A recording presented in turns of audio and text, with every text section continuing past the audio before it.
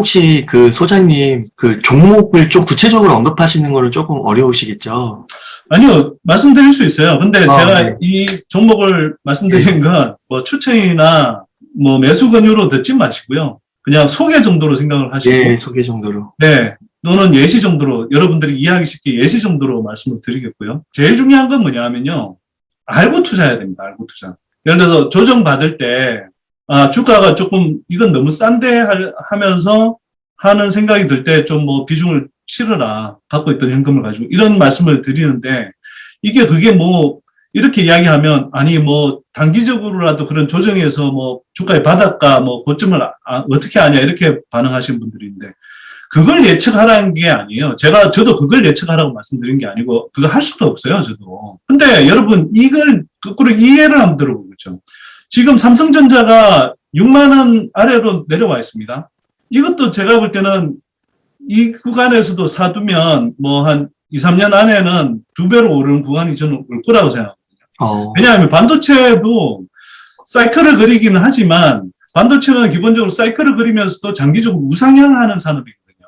아, 구조적 성장을 하는. 구조적, 그러니까 이거는 좀 성격이 혼재되어 있다고 볼 수 있는데 분명히 사이클 산업이에요. 경기 순환 산업이 맞는데 한편으로는 장기적인 관점에서 보면 우리가 계속 뭐 인공지능이 됐든 뭐 플랫폼이 됐든 또는 AR, VR이 됐든 다 반도체가 쓰이는 거잖아요. 그럼 장기적으로는 반도체 수요는 계속 증가할 수밖에 없죠.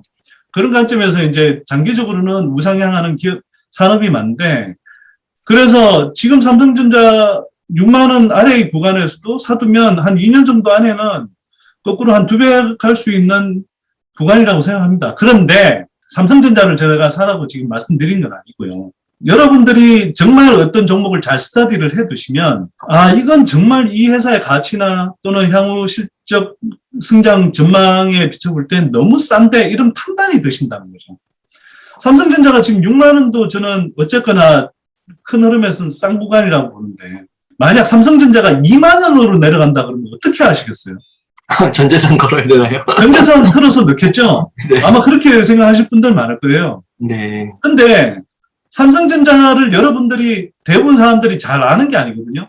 그래서 삼성전자라는 회사는 뭐 웬만한 어떤 한국 기업보다도 또는 심지어 한국 정부 못지않게 망하지 않을 기업이고 그리고 이 회사는 뭐 구체적으로는 잘 모르지만 장기적으로는 계속 실적이 성장할 거야. 이런 믿음을 갖고 있는 거잖아요. 그러니까 지금 6만 원이 아니라 만약 2만 원 정도 한다 그러면 누구나 전재산 걸어서 막 이렇게 투자하려고 하겠죠. 그런데 만약 삼성전자가 아니라 정말 자기가 빠삭하게 공부한 그래서 너무 잘하는 어떤 종목이 있다. 그 종목이 근데 원래는 내가 생각하기에는 한 10,000 원도 싼 구간이라고 생각했는데 시장 상황이 나빠져서 이게 막 한 5천 원까지 내려왔어. 그러면 그걸 잘 알고 있는 사람, 그 회사의 가치를 잘 알고 있는 사람이라면 현금 여력이 있다면 그걸 안 사겠어요?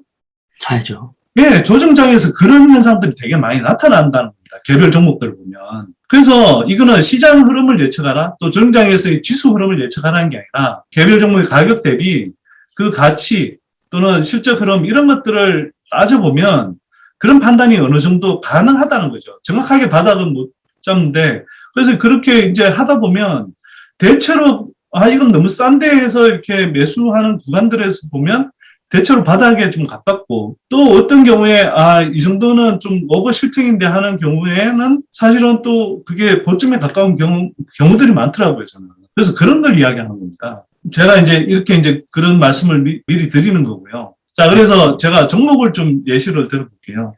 저희 연구소가 지난해 2만 원 초반대에 소개해드렸던 그 코스모 신소재라는 기업이 있어요. 2차 전지 중에서도 2차 전지의 이제 1등 종목이 저는 에코프로 BM이라고 생각하고, 그 다음에 장기적으로는 특히 미국의 지금 인플레 감축법에 따라서 그 미국 또는 미국과 FTA를 체결한 나라에서 원재료를 이렇게 조달하는 기업들이 혜택을 보게 돼 있기 때문에 그런 면에서는 양극재 업체 중에 이런 원자재 공급 체계가 탄탄하게 구축되어 있는 포스코 케미컬도 장기적으로 괜찮다고 생각하지만 저는 그 향후 그래도 2, 3년 동안 그래도 주가 측면에서 제일 빠르게 올라갈 수 있는 종목이 코스모 신소재라고 이제 본 거예요.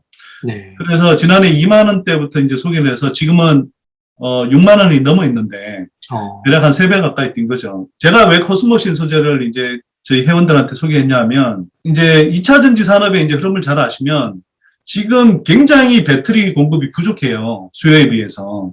그러면 배터리에서 가장 큰 비중을 차지하는 게 그 양극재인 거죠. 그래서 양극재가 배터리 생산의 한 40%, 비용 측면에서 한 40% 정도를 차지하는데, 국내 배터리 3사는 각각 이제 뭐 에코프로비엠, 포스코 케미컬, LNF 이런 기업들로부터 양극재를 공급을 받습니다. 근데 상대적으로 4등 업체인 코스모 신소재는 지금까지는 물량을 별로 받지를 못했어요. 근데 이게 공급이 계속 딸린단 말이에요. 그리고 또 한편으로는 배터리 3사 입장에서 보면 한두 개의 메인 공급자만 같이 이제 가다 보면 아무래도 이제 뭐 양극재 가격이 치솟을 때 네. 이른바 가격 협상력도 떨어지죠. 그렇기 때문에 저는 이제 필수적으로 4등 업체를 일종의 이제 세컨 티어 업체 또는 서브 업체로 달고 갈 가능성이 높다라고 이제 판단했고, 실제로 그런 그 기본적인 아이디어를 가지고 코스모 신소재에 여러 차례 탐방하고 컨퍼런스 콜을 했을 때 실제로 그런 흐름이 이제 감지가 됐고요. 그래서 저는 회원들한테 양극재는 1등 업체, 에코프로비엠 이런 것들은 중장기적인 관점에서 기능업으로 그냥 가고, 저희는 예전부터 소개를 했었으니까요. 그 다음에 지난해부터는 코스모 신소재가 지금까지는 들어올라 있는데 향후 2, 3년 동안 그런 서브 업체로서 LG 엔솔이라든지 삼성 SDI라든지 그 SK온에 다 러브콜을 받을 가능성이 높다. 실제로 제가 알기로는 올해부터 내년까지 배터리 3사에 다 배터리 양극재를 공급량을 늘리거나 또는 지금까지 뭐 SK온 같은 경우는 공급을 안 하고 있었는데 공급을 시작할 가능성이 높습니다. 네, 그래서 저는 이제 실적 성장, 수주와 실적 성장이 가파르게 일어나는 구간이라고 저는 생각하는 거고요. 자, 그런데 이런 이제 코스모 신소재 같은 게 올해 LG 엔솔이 이제 물적 분할 이후에 상장하면서 사실 뭐 민폐 상장이니 이런 욕을 많이 먹었죠. 저도 이제 그렇게 보는 사람이고. 근데 그러면서 한편으로는 다른 2차 전지 섹터에 이제 들어와 있던 자금들이 LG 엔솔로 빨려 들어가면서 주가가 일시적으로 굉장히 큰 폭으로 떨어졌어요. 그래서 코스모 신소재 같은 경우도 5만 원 이상으로 올라와 있다가 그 여파로 3만 원 초반대까지 떨어졌었거든요. 그 당시에. 네. 특히 이제 조정과 맞물리면서. 그래서 이거는 근데 그 가치를 보고 있는 사람에서 입장에서 아니 5만 원 그 가격에서도 저는 향후 10만 원, 15만 원, 20만 원까지 갈 수 있는 2, 3년 안에 갈 수 있는 종목이라고 보는데 이게 잘 가다가 3만 원 초반까지 도로 뚝 떨어졌어요. 그러면 이럴 때는 굉장히 좋은 매수 기회라고 보는 거죠. 그래서 저도 그렇고 회원들한테도 이 가격대에는 많이 매수를 하시면 좋겠다. 그랬고 실제로 그게 지금 지나와서 6만 원 이상의 가격으로 다시 지금 올라와 있거든요. 그래서 이런 식의 투자를 하시면 된다는 거죠. 근데 이게 이 과정을 반복하시면 왜 수익이 잘 나냐 하면 저는 이 팁을 좀 알려드리고 싶은데요. 제 책에 좀 자세한 설명이 있지만 주가가 100이다가 50으로 떨어지면 손실률은 마이너스 50이죠. 근데 이 50인 구간에서 주식을 사서 이게 다시 예전 가격이 100으로 올라온다 그러면 수익률은 100%가 되는 겁니다. 네. 그래서 이게 저는 주식의 묘미라고 생각하는데요. 장기적으로 올바로 주식 투자라는 걸 이해하고 사실 투자하면 사실은 주식은 손실 나기가 어려워요, 사실은. 오히려 수익 나는 게 정상이고요. 그러면 여러분들은 그럴 수 있는 좋은 종목을 이 회사의 뭐 가치라든지 실적 성장 측면에서 볼 때 하락할 가능성은 낮은데 또는 하락할 다운사이드의 폭은 좁은데 상방은 열려있다는 표현을 쓰지만 이게 이제 보통 뭐 향후에 주가가 상승할 여력은 막 3배, 4배 되는 종목이다. 그런 종목들을 골고루 나눠 담고 한두 달의 주가 흐름은 몰라도 이 회사의 주가가 향후에 실적 성장과 함께 큰 틀에서 같이 간다라고 보면 그걸 믿고 투자하시면 서너 배 정도 수익을 올리는 건 저는 충분히 가능하다고 생각하고요. 그거는 제가 그냥 드리는 말씀이 아니라 저희 연구소가 소개한 종목들 중에 뭐 꼭 2차 전지 섹터뿐만 아니라요. 노바텍, 넥스틴, 뭐 EM텍은 최근에 많이 조정을 받고 있습니다만 검색해 보시면 아실 텐데 그런 종목들이 2배, 3배, 4배 이런 식으로 올라간 그런 구간들에서 저희가 다 소개를 많이 했었거든요. 예. 그러니까 그런 게 저는 가능하다고 보는 거죠. 그러니까 이게 처음에 말씀을 이제 해주신 게 좀 매크로 이슈 같은 거 좀 얘기해 주시면서 네. 지금 이제 새로운 그 뉴사이클 안에 들어오면서 네. 약간 이제 경기 침체까지도 좀 네. 맞이할 수 있는 약간의 위기를 또 좀 얘기해 주신 것 같은데 그 네. 가운데서 또 어떻게 보면은 이런 기회를 발견할 수가 있는 거네요. 그렇죠. 그래서 제가 이제 뭐 말씀드린 건 가계부채 또 부동산 이건 사실 제가 볼 때는 굉장히 좀 위태로운 그런 상황이고요.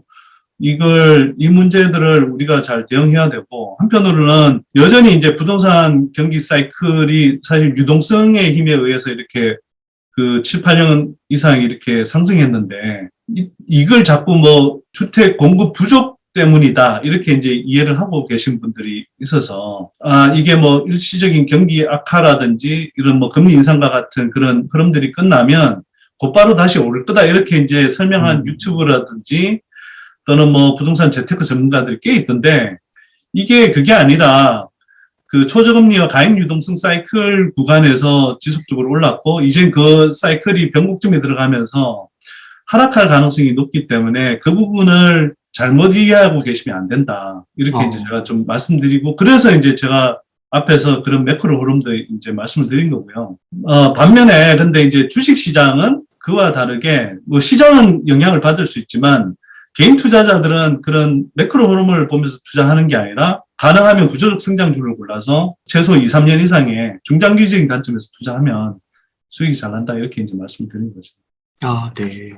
그래서 책에서 그 위기뿐만 아니라 기회도 있다고 말씀해 주시면서 또 그 풍력 발전주, 그 네. 신재생 에너지 이런 것도 좀 언급해 주셨는데 네. 그 부분들은 시청자님들께서 꼭 책을 통해서 한번 확인해 보시면 너무 좋을 것 같습니다. 네. 특히 책 쓰고 나서 좀 새로운 변화는 뭐냐면, 네. 그 미국 바이든 대통령이 원래 대선 후보 시절부터 공약으로 내세웠던 건데, Build Back Better라고 해서 이제 미국 재건법이라는 걸 통해서 각종 그 인프라, 복지 인프라라든지 아니면 이제 뭐 건설 인프라 이런 것들 포함해서 그 다음에 이제 신재생 에너지나 전기차와 관련한 그런 이제 지원 그 안이 포함되어 있는 패키지가 있는데요. 이게 그동안 그 미국 상원에 이제 조 맨친 의원이라는 사람이 발목 잡기를 해서 통과하지 못하다가 최근에 와서는 규모는 좀 많이 줄였습니다만, 이게 이제 그 통과되기 직전이에요. 상원은 이미 통과했고 하원 통과를 앞두고 있는데, 이 법안의 내용을 보면 그 향후 미국 전기차 산업이 굉장히 가파르게 성장하게 되겠습니다. 예. 가파르게 성장하게 돼 있고요. 거기에서 가장 큰 수혜를 보는 게 그 2차 전지 산업이에요. 제가 이 설명을 좀 드리고 갈게요. 되게 중요하기 때문에. 네. 2차 전지 산업이, 특히 한국의 2차 전지 산업이 인플레 감축법이란 법안 이름으로 바뀌어서 이제 지금 통과를 목전에 두고 있는데, 이 법안이 통과되면 미국의 이제 전기차 산업이 지금보다도 훨씬 더 빠른 속도로 성장할 가능성이 높습니다. 왜냐하면 전기차 구매 보조금을 크게 지원하게 돼 있고, 또 한편으로는 해상풍력, 그 다음에 태양광, 이런 이제 산업들이 이제 굉장히 가파르게 또 성장할 수 있도록, 예, 대폭적인 뭐 세금 감면 혜택이라든지 이런 걸 지원하게 돼 있거든요. 근데 이걸 이제 국내의 2차 전지 산업이나 또는 신재생 에너지 쪽으로 보자면, 특히 2차 전지 산업과 관련해서는 지금까지 제일 가파르게 전기차 시장이 성장했던 지역은 중국이었어요. 그런데 네. 중국은 한국 기업들이 들어가서 별로 수혜를 볼 수가 없었습니다. 왜냐하면 중국 정부가 그렇게 중국 전기차 시장이 크도 대부분 그냥 중국 업체들한테 편파적으로 그냥 혜택을 주는 그런 이제 구조들을 만들어 와서 국내 배터리 산업이 별로 수혜를 보지를 못했죠. 근데 이제 미국 전기차 시장이 가파르게 성장을 해요.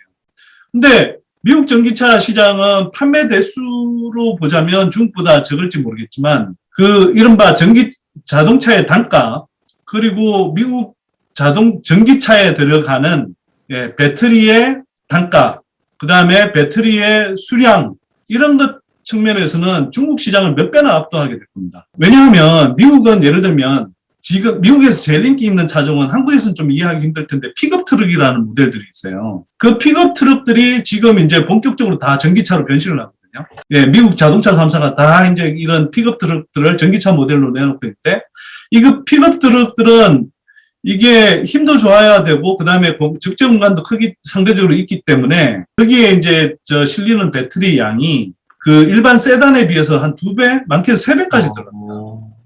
그리고 거기에는 이 힘을 잘 내야 되기 때문에 이른바 에너지 밀도가 높은 배터리를 쓰게 되고, 그럼 그 에너지 밀도가 높은 배터리의 단가가 높거든요. 네. 근데 이런 에너지 밀도가 높은 이른바 하이니켈 배터리를 주력으로 생산하는 국가가 한국이고, 그 한국 기업들이 이런 부분에서 기술력이 가장 뛰어납니다. 그러면 굉장히 가파르게 급성장하는 미국 전기차 시장에서 최대 수혜를 보는 기업들이 한국 기업이라는 거죠. 실제로 그 한국 지금 배터리 3사들이 미국 전기차에 들어가는 배터리의 한 80%를 공급할 수밖에 없는 구조가 이미 돼 있어요. 왜?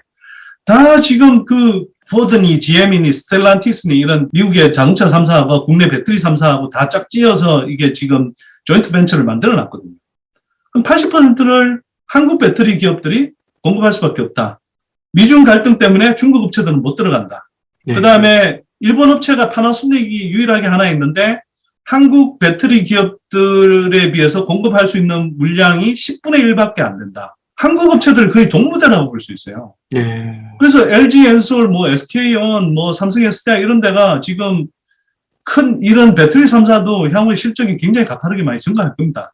근데 저는 배터리 3사보다 이런 소재 기업들이나 똘똘한 장비 기업들 많이 보라고 하는 거고요. 자, 이렇게 이제 배터리 3사 그러면 이게 커지는 미국 시장에서 뭐 지금 엄청나게 이제 캐파를 증설을 해야 되는 거죠. 캐파를 증설하려고 하면 일단 장비가 필요하죠. 그래서 2차 전지 장비 업체들의 엄청나게 발주를 내야 돼요. 이게 한 2024년, 2025년 가면 지금보다 또 몇 배나 되는 그 배터리 3사의 발주가 나올 겁니다. 그러면 3, 4년 정도는 국내 2차 전지 장비 업체들의 수주와 실적이 급증할 거예요.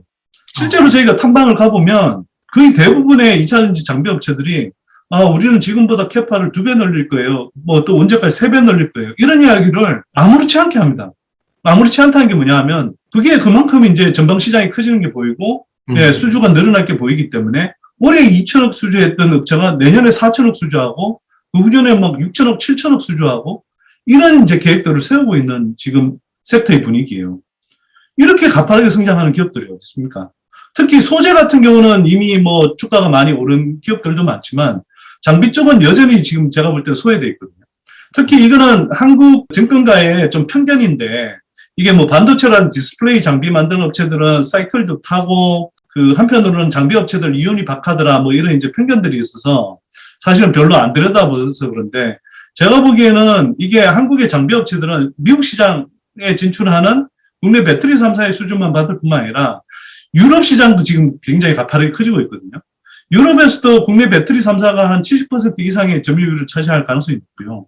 또 근데 유럽의 경우에는 굉장히 가파르게 이제 전기차 산업으로 이제 전환을 하고 신재생 에너지 이제 이 지원법을 내놓고 있는데 여기에서 각국이 배터리 셀 업체들을 그 이른바 국책 산업 지원하듯이 우리 관점에서 보면 국책 산업 지원하듯이 각국이 배터리 셀 업체들을 세워요. 그러면 이 업체들은 빨리 이제 이 가동을 하려고 하는데 우리 업체들처럼 그 가동 경험이 없다 보니 이걸 설비를 빨리 구축해 줄 수 있는 그 파트너가 필요한데 이게 이제 한국 장비 업체들입니다. 그 한국 장비 업체들이 이른바 이제 일괄 수주 받는 턴키 수주라고 하는데 그런 턴키 수주를 받을 수 있는 그런 업체들이 있죠. 뭐 예를 들어서 장비 업체들 중에 엠플러스라든지 뭐 하나기술이라든지 이런 업체들이 있고요. 이런 업체들이 국내 3사뿐만 아니라 유럽 업체들로부터 노스볼트, 뭐 브리티시 볼트, 뭐 프레이어, 뭐 LCC 뭐 이런 업체들로부터 굉장히 러브콜을 많이 받고 있어요. 그러면 이런 업체들이 지금 실적이 수주와 실적이 향후 2, 3년 동안 뭐 2배, 3배, 4배씩 이렇게 성장하는데 국내 기관들이 뭐 외면한다고 한들 얼마나 오래 외면할 수 있을까요? 그리고 특히 장비는 그렇지만 소재는 또 한편으로는 2025년 이후로 이렇게 국내 배터리 3사들이 캐파를 늘려놓으면 그 이후로 꾸준히 계속 들어가야 되잖아요. 그래서 소재는 훨씬 더 수명이 길고 계속 그 이후로도 계속 더 가파르게 성장할 거다. 사실은 장비도 더 오래 전 성장한다고 생각하지만 그래서 제가 드리는 말씀은 2차 전지 소재와 장비 쪽은 적어도 향후 3, 4년간은 좀 비중을 실어서 투자해 두시면 그리고 그게 너무 단기적인 흐름에 연연하지 말고 투자해 두시면 여러분들이 다음 몇 배 수익 낼 수 있는 그런 큰 기회들이 곳곳에 열려 있다. 다만 이 중에서도 지금 이미 그 너무 고평가되어 있는 그런 일부 기업들이 있어요. 그걸 제가 뭐 특정 기업들이 어떻다라고 이렇게 일일이 말씀드리긴 그렇지만 정을이 오시면 뭐 양극재에서의 주요 플레이어라든지 아닌 장비업체들 중에서도 상대적으로 향후 성장성이 가파를 것으로 예상이 되지만 상대적으로 좀 저평가되어 있는 기업들 잘 골라서 비중을 실어 놓으시면 그냥 그 흐름 타고 가시면 돼요. 네. 네.